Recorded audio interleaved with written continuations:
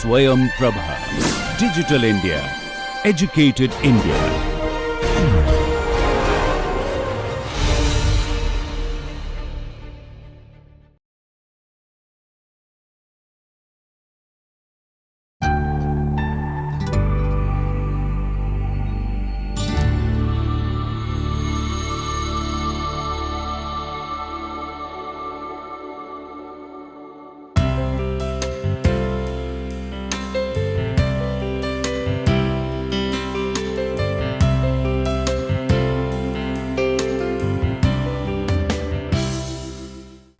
Good morning and welcome to lecture 6 of the course Introduction to Interaction Design.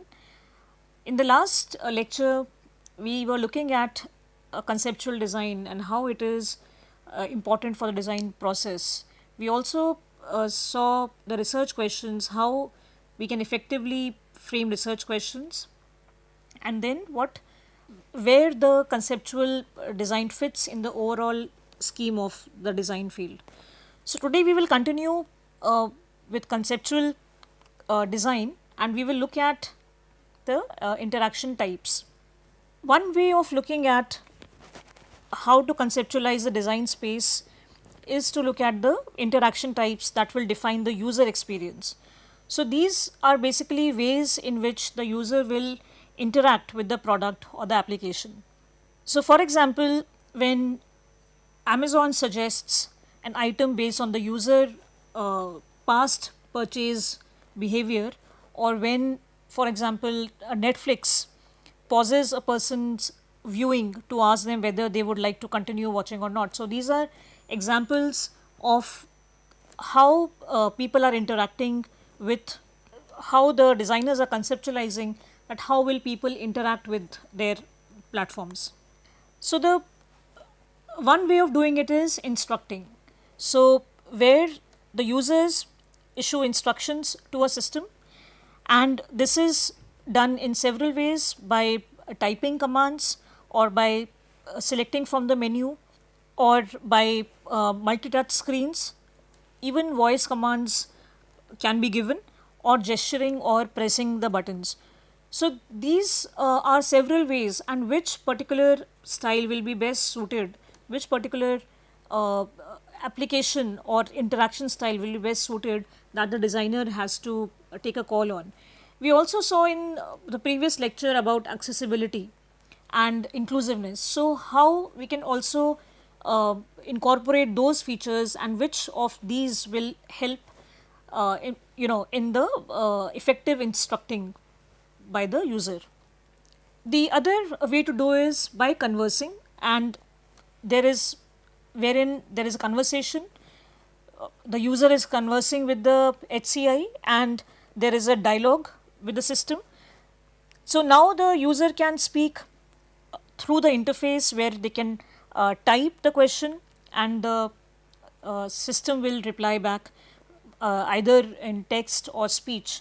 So this is how the users also converse, and now the systems are getting so smart, especially with the introduction of AI, that artificial intelligence, that the system understands and knows the needs and requirements and answers like, almost like a person who is conversing.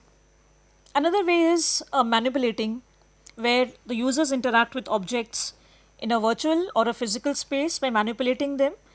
So for example, opening, holding, closing, placing, all these kind of activities, and users can improve their knowledge of how to interact with the objects. So on our mobile phone, for example, when we want to club, the screen is all filled up, and we want to combine similar activities, we hold them and place them in a folder. So how the user is getting that flexibility to manipulate the interface that he is interacting with. Another is exploring, where the users are moving through a virtual environment, or maybe it could be a physical space. And virtual environments include 3D worlds, augmented virtual reality, which are really being used in a lot of different ways here to understand user, to help a user get the feel of the space. It is used in, for pilots, for soldiers. They have many applications where without being there, the person can actually learn the technique. So, when it comes to physical spaces, then we can use sensor based technologies that include smart rooms and ambient environments, and these enable people to capitalize on familiarity. Responding is where the system initiates the interaction and the user chooses whether to respond or not.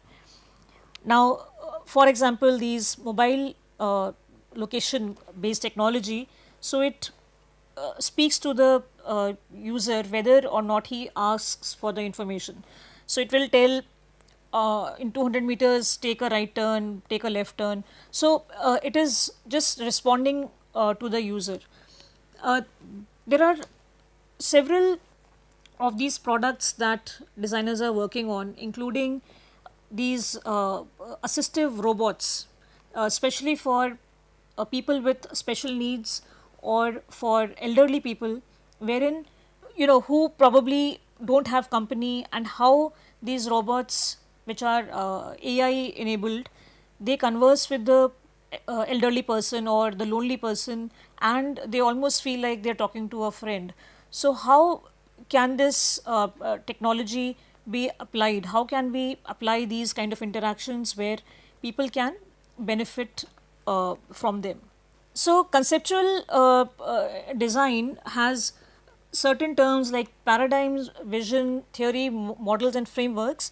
So these are basically uh, solid theories or concepts which help designers make informed decision, and so that they can create meaningful experiences and effectively address the needs and wants of the users.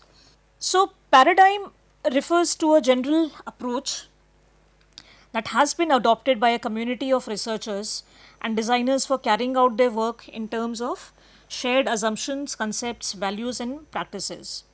So, now, for example, currently the paradigm in interaction design is referred to as user centered design. So, wherein all the designers, most of the designers are focusing on the user, that what are the requirements and needs of the user. So, here in this paradigm, the needs and goals of the user are the most important over anything else. And also that the design solution should be evaluated based on their ability to meet user needs and improve their user experience. Other such examples are big data. So there's a lot of data nowadays coming from many different sources. So how do we collate it? How do we analyze it? So that is another example, and also Internet of Things. So there are many different such paradigms uh, depending on the the time and place where we are. So vision basically is, we always associate the term vision with future. So this is again provides a powerful driving force that can lead to a paradigm shift in terms of what research and development is carried out in companies and universities. So a number of companies conduct these studies, that what is the vision, what is their vision, and what in 20, 30, 40, 50 years, how do they see the future, themselves in the future, or the world in the future. For example, social equality is one such vision that people see we may achieve in the next few decades, or world peace may be achieved. So these are some examples of vision. Another example from the technical side or design side is when Apple in 1987 created this vision, wherein there was a scenario where a professor was using a touchscreen tablet with a speech based intelligent assistant, reminding him of what he needed to do that day while he was answering the phone and helping him prepare his lectures. So you can see that how in 1987 this vision, was of Apple, which now is a reality. Or even we can take example of the mobile phone, that how people at one time visualized, or they thought that it would be, you know, there would be a time when we will be able to talk to somebody as if we're talking face to face. And now we have all these features in the phone wherein we can talk with people who are even seven seas apart, or different time zones. And similarly, there can be another vision that, maybe through the TV screen, while watching a cookery show, probably we'll be able to also smell the food. So that is again another kind of a vision, and that may or may not come true depending on our technology advancement. So another current vision that is very popular nowadays is artificial intelligence. It is there's a lot of debate going on in the area of artificial intelligence. While some say it is very good for the future and it makes our lives easier, the other group says the opposite, that it will take away their jobs and make life very difficult.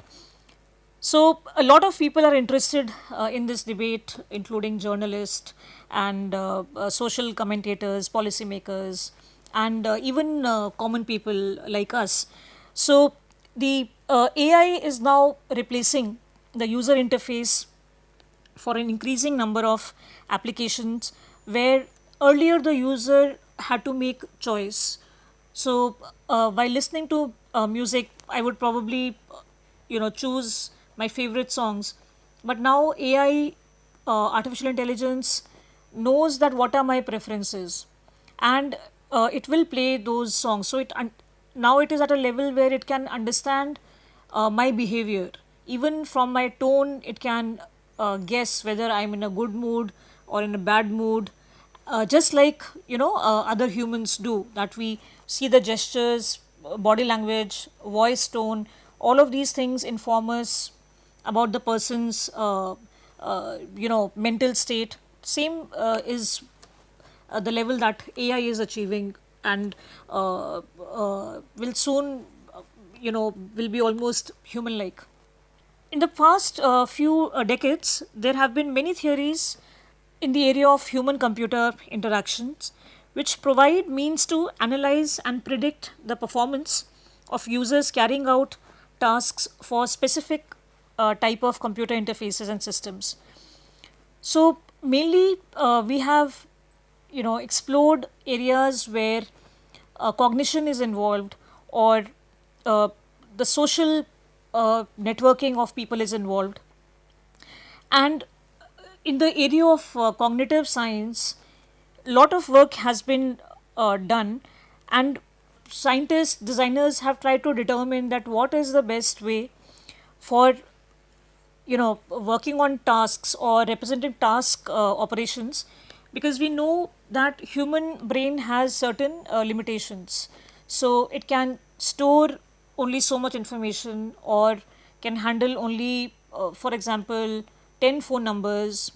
And nowadays with mobiles, which everybody has, we are not in the habit of remembering phone numbers. Earlier we could remember many phone numbers when we were younger, but now maybe just two or three phone numbers. So how the brain is also, anyway it has its limitations, and so how can these tasks be organized so that the user is able to maneuver through them in the best possible manner. And one of the main benefits of applying such theories in interaction design is to help identify factors like cognitive, social, and others relevant to the design and evaluation of interactive products. So, using these theories, we can analyze and see whether the output is effective, or we need to check some other theory. Now, models are visual representative of the idea. So, it depicts how the core features and processes underlying a phenomena are structured and related to one another. So, for example, Don Norman developed a number of models of user interaction based on theories of cognitive processes, which is a branch of cognitive science. And they were intended to explain the way users interacted with interactive technologies. So these included 7 stages of action model that describes how users move from their plans to executing physical actions that they need to perform to achieve them, to evaluate the outcome of their actions with respect to the goal.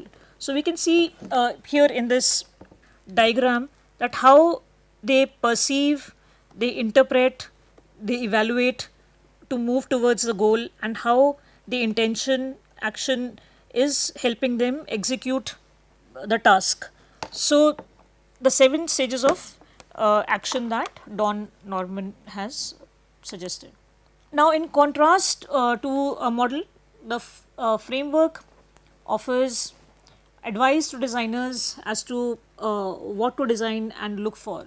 So, framework is, having the solution based, where variety of steps may be there, or concepts may be there, some principles may be there, and they have traditionally been based on theories of human behavior, but they are now being developed from experiences of actual design practices, and the findings are coming from the user studies.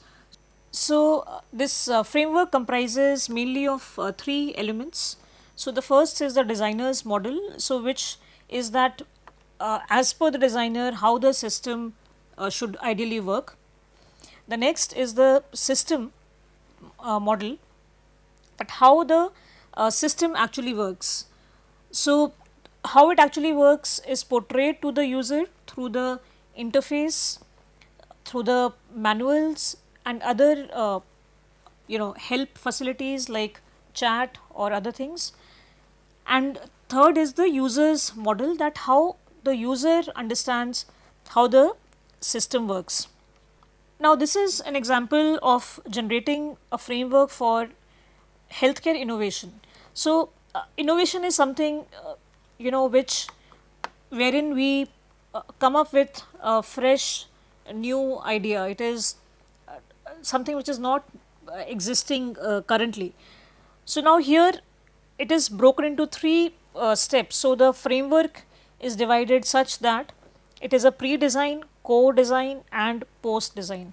So, in the pre-design stage, the step 1 is contextual inquiry, wherein some field work will be conducted, some observations will be made, or interviews will be conducted to understand that what is the need. So, as you see that the need is always the first step, and for that purpose, for the first step, contextual inquiry, we have to go on to the ground and understand. The second is the preparation and training. Now, depending on what kind of innovation we are coming up with, so the participant selection, whatever material we may require, that material, and any technology that we may be trying to apply, applied science or any other field. So, that we will be preparing and training. For example, if we are using some AI models, then we will have to prepare those AI models, or CNN, neural networks, or whatever the demand may be. So, we have to prepare some algorithms. So, that will come in this step number 2. In the co-design stage, where the third step is, now we will frame the issue, that what was the problem, what are the experiences, the pain points, and what needs to change. So, that will come, and which will also be the vision. So, like we discussed earlier, that how do they see the particular group of people or participants benefit from this particular innovation, and so that it can have a wider acceptability. Although the sample size or sample study area may be small, but then it should have maybe a global reach. The next step here is generative design, where the latent needs and challenges that are experienced and future state creation. So, latent needs are the needs that people are not aware of until and unless a certain feature doesn't exist. So so it is like an invisible need, like we saw in the earlier lectures, where uh, Don Norman said that the solution should be invisible. That is a good design. So invisible is, so latent needs are also invisible. People generally do not even realize that they need them, but in their absence they feel some problem. So what are those needs and other needs that need to be looked into and catered to? The next step is sharing ideas. So here, presentation of the design work is conducted. Maybe uh, some inquiry is conducted into uh, the ideas that are being shared.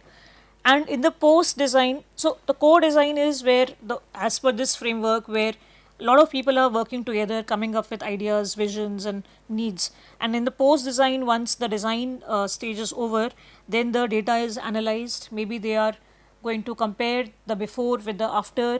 The reporting of the findings will be made, and finally the requirements translation. So what are the feasible priorities, what are the steps that have to be taken, and what will be the final shape of this technology. And of course the user testing and feasibility, all those things will be taken into account, and this step will then close the loop, and this loop may again begin. So this is just an example of how this framework is used. So, all these terms that we saw today, which are paradigms, visions, theories, models, frameworks, so they somewhere or the other they overlap. So they are not, in their individual silos, but they may have some overlapping areas in which, in the way of conceptualizing the problem and the design space, and also their purpose.